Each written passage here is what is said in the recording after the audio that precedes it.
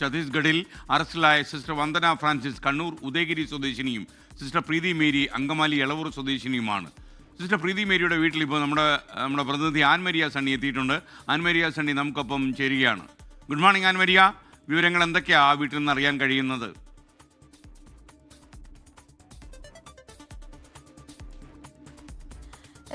Good morning. ഏറെ ഞെട്ടലോടുകൂടി തന്നെയാണ് sister Preethi മേരിയുടെ വീട്ടുകാരിപ്പോൾ ഉള്ളത്. ഇന്നലെ MP ബെന്നി ബെഹനാൻ ഉൾപ്പെടെയുള്ള ആളുകൾ കുടുംബത്തിനൊപ്പം ഇവിടെ എത്തിയിട്ടുണ്ടായിരുന്നു. ഇവിടെ സന്ദർശനം നടത്തിയിട്ടുണ്ടായിരുന്നു. എല്ലാ പിന്തുണയും ഇവർക്ക് നൽകിയിട്ടുണ്ടായിരുന്നു. ഏകദേശം 30 വർഷങ്ങൾക്ക് മുമ്പ് മിഷണറി പ്രവർത്തനങ്ങളുമായി പോയ ആളാണ് സിസ്റ്റർ പ്രീതി മേരി. അതുകൊണ്ട് തന്നെ ഇങ്ങനെയൊരു രീതിയിലുള്ള ഒരു കാര്യത്തിലേക്ക് കടക്കുമെന്ന് ഒരിക്കലും പ്രതീക്ഷിച്ചിട്ടില്ല ഈ കുടുംബം. നമുക്ക് അവരോട് തന്നെ ചോദിക്കാം.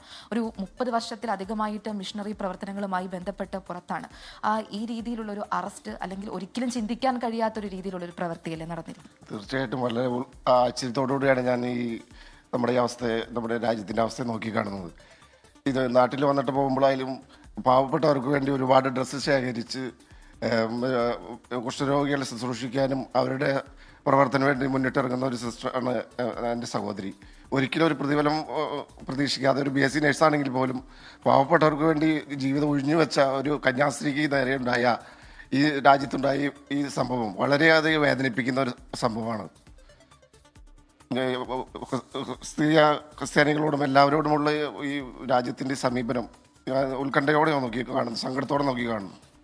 നമ്മളെ അവിടെ നിന്ന് ആരെങ്കിലും വിളിച്ചറിയിക്കുകയാണോ ചെയ്തത്? നമ്മൾ മഠവുമായി ബന്ധപ്പെടാൻ സാധിച്ചിട്ടുണ്ട്. പ്രൊവിൻഷ്യൽ ഞങ്ങളെ വിളിച്ച് പറഞ്ഞിരുന്നു. പള്ളിയിലേക്ക് വികാരി അച്ഛനെ വിളിച്ചു പറഞ്ഞിരുന്നു. മിനിഞ്ഞാന്ന് 8 മണിയോടുകൂടിയാണ് ഞങ്ങൾ ഈ സംഭവം അറിയുന്നത്. അവരെന്താ പറഞ്ഞിരുന്നത്? എന്താ അവര് 3 കുട്ടികളെ അവരുടെ ക്ലിനിക്കിലേക്ക് ജോലിക്ക് വേണ്ടി, കിച്ചണിലേക്ക് ജോലിക്ക് വേണ്ടി ദുർഗ് റെയിൽവേ സ്റ്റേഷനിൽ നിന്ന് പിക്ക് ചെയ്യാൻ പോയപ്പോഴാണ് അവിടെ ഒരു മതസംഘടന വന്ന് അവരെ വളഞ്ഞ് പോലീസിലേൽപ്പിക്കുകയും അറസ്റ്റ് ചെയ്യുകയും കോടതിയിൽ ഹാജരാക്കുകയും ചെയ്തത്.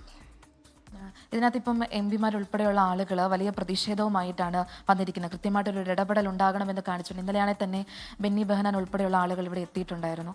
അപ്പോൾ അവരുടെ ഭാഗത്ത് നിന്ന് നമുക്ക് എന്തെങ്കിലും നമ്മളെ വിളിച്ച് സംസാരിക്കുകയോ ആ രീതിയിൽ എന്തെങ്കിലും?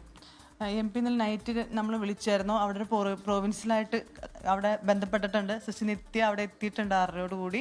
സിസ്റ്റിനെ MP വിളിച്ച് സംസാരിച്ചിട്ടുണ്ട്. MP ഇന്ന് ഡൽഹിയിലുണ്ടെന്ന് നമ്മളെ അറിയിച്ചിട്ടുണ്ട്. എന്തെങ്കിലും ആവശ്യമുണ്ടെങ്കിൽ അവിടേക്ക് കണക്ട് ചെയ്തോളൂ, കാര്യങ്ങൾ ചെയ്തു തരാന്നുള്ള രീതിയിലാണ് ഇന്നലെ നൈറ്റ് നമ്മളെ വിളിച്ച് പറഞ്ഞിരിക്കുന്നത്.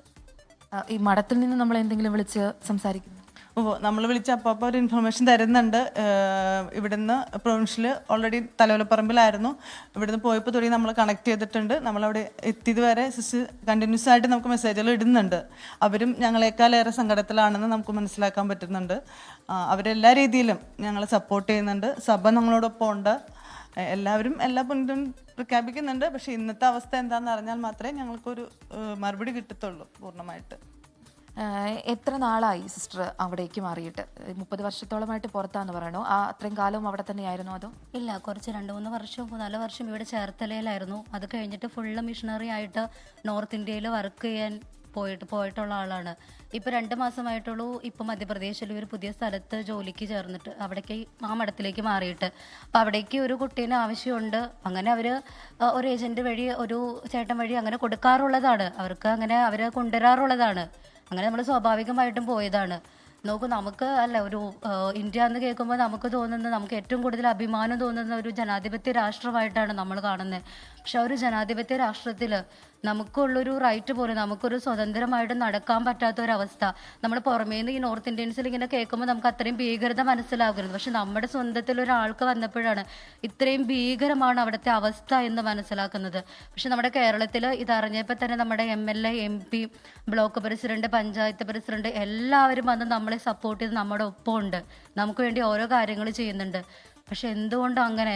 നമ്മുടെ ഇന്ത്യ എന്ന് പറയുന്ന എല്ലാ സംസ്ഥാനങ്ങളും ഒരുപോലെ കാണേണ്ടതാണ്, ഒരുപോലെ നമുക്ക് ഇതാവേണ്ടതാണ്. പക്ഷെ എന്തുകൊണ്ട് ഇങ്ങനെ ഇനി മാറി ഇത് എവിടെ ചെന്ന് അവസാനിക്കും? നമുക്കൊരു സമാധാനത്തോടെ നമുക്ക് നടക്കാൻ പറ്റാത്തൊരവസ്ഥയായിക്കൊണ്ടിരിക്കുകയാണ്. ഇതിനൊരു മാറ്റം വേണം. ഇന്ന് എൻ്റെ ചേച്ചിക്കാണെന്നുണ്ടെങ്കിൽ നാളെ ആർക്ക് വേണമെങ്കിലും ഇങ്ങനെ സംഭവിക്കാം. ഒരിക്കലും ഇങ്ങനെ പാടില്ല. അതിനെതിരെ ഇത് ഞങ്ങളുടെ ചേച്ചിക്ക് വേണ്ടി മാത്രമല്ല, ഇന്ന് ഞങ്ങൾ ജാമ്യം കിട്ടുമെന്ന് പ്രതീക്ഷിക്കുന്നു. ജാമ്യം കിട്ടിയില്ല എന്നുണ്ടെങ്കിൽ നമ്മൾ ഇതിനെതിരെ പോരാടുക തന്നെ ചെയ്യും. കാരണം ഒരാൾക്കും ഒരിക്കലും ഇങ്ങനെ ഒരിക്കലും ഒരു ഇത് വരാൻ പാടില്ല. ചെയ്യാത്ത കുറ്റത്തിന് അവർക്ക് ക്രിസ്ത്യൻസിന് കന്യാസ്ത്രീകളെ കാണാൻ പാടില്ല, അച്ഛന്മാരെ കാണാൻ പാടില്ല, ഓക്കെ. പക്ഷേ അതിനൊക്കെ നമുക്കൊരു തെറ്റ് കാണണം, ഒരു ന്യായം കാണണം. പക്ഷെ ഒരു തെറ്റുമില്ല. അവർ കറക്റ്റായിട്ട് ആ കുട്ടികളുടെ പ്രൂഫ് അവർ പേരൻസിനെ വിളിച്ചു എന്ന് പറഞ്ഞു, അവരുടെ പെർമിഷനോടെ പോയെന്ന് പറഞ്ഞു, എന്നിട്ടും അത് കേസെടുത്തു. അതെന്തുകൊണ്ടാണ്? നമ്മുടെ നാട്ടിലാണെങ്കിൽ ഒരിക്കലും അങ്ങനെ സംഭവിക്കില്ല അല്ലേ? നമുക്ക് പറയാം, നമുക്ക് ആരെങ്കിലും വിളിച്ച് അവരൊരു സാവകാശമെങ്കിലും തരും. ഇത് അവരൊരു സാവകാശം പോലും കൊടുത്തില്ല. അവർ നേരെ കോടതിയിൽ ഹാജരാക്കി റിമാൻഡ് ചെയ്യുക ചെയ്തത്. അതൊന്നും ഒരിക്കലും സംഭവിക്കാൻ പറ്റാത്തൊരു കാര്യമാണ്. അതിനെതിരെ നമുക്ക് ശക്തമായിട്ട് പോരാടുക തന്നെ ചെയ്യണം. ഞങ്ങളുടെ ചേച്ചിക്ക് എന്തായാലും നീതി കിട്ടുക തന്നെ വേണം. ഇതാണ് SK ഈ കുടുംബം പറയുന്നത്. ഇപ്പം ഈ ഇവിടേക്ക് ഈ സഭയുടെ, അതായത് സിസ്റ്ററിന്റെ ഇടവകയിലുള്ള വികാരി അച്ഛൻ ഉൾപ്പെടെയുള്ള ആളുകൾ, നാട്ടുകാർ, അങ്ങനെ നിരവധി കണക്കിനുള്ള ആളുകളാണ് ഈ കുടുംബത്തോടൊപ്പം ചേരാൻ വേണ്ടിയിട്ട് ഇവിടെ എത്തിച്ചേർന്നിരിക്കുന്നത്. നമുക്ക് ഫാദറിനോടും ചോദിക്കാം. ഫാദർ, ഏതെങ്കിലും രീതിയിൽ അവിടെ നിന്ന് എന്തെങ്കിലും അറിയിപ്പുകളോ കാര്യങ്ങളോ എന്തെങ്കിലും നമുക്ക് കിട്ടിയിട്ടുണ്ടോ? നമ്മൾക്കിപ്പോൾ അങ്ങനെ ഔദ്യോഗികമായിട്ട് അറിയിപ്പുകളൊന്നും കിട്ടിയിട്ടില്ല. എങ്കിലും ഇന്ന് ജാമ്യം കിട്ടുമെന്നുള്ള പ്രതീക്ഷയിൽ നമ്മൾ മുന്നോട്ട് പോകുന്നു. ഒരു ഹൈന്ദവ മതത്തിൻ്റെ ഒരു മുഖമുദ്ര എന്ന് പറയുന്നത് എല്ലാവരെയും ഇരുകൈകളും നീട്ടി സ്വീകരിക്കുക എന്നുള്ളതാണ്. അങ്ങനെയാണ് നമ്മുടെ നാട് ലോകത്തിന് വാതിൽ തുറന്നു കൊടുത്തിട്ടുള്ളത്. പക്ഷേ ഇന്ന് ആ വാതിലുകൾ മെല്ലെ മെല്ലെ അടയുന്നത് പോലെ തോന്നുന്നു. ഒരു കാരണവശാലും നമുക്ക് അത്തരം വാതിലുകൾ അടയാൻ ഇതിൽ ഇപ്പം ഈ കുടുംബത്തോടൊപ്പം ചേരാൻ വേണ്ടിയിട്ട് ഇപ്പോൾ ഫാദറാണ് പറഞ്ഞിരിക്കുന്നത്. അതുപോലെ തന്നെ ഒരുപാട് ആളുകൾ ഈ വീട്ടിലേക്ക് എത്തിച്ചേരുന്നുണ്ട്. 30 വർഷത്തിലധികമായിട്ടൊരു മിഷണറി പ്രവർത്തനവുമായി പോയ ആളാണ് സിസ്റ്റർ പ്രീതി മേരി. അവർക്കാണ് ഈ ഒരു രീതിയിലൊരു അവസ്ഥ വന്നിരിക്കുന്നത്. നീതി കിട്ടണമെന്ന് തന്നെയാണ് SK ഈ കുടുംബം പറയുന്നത്.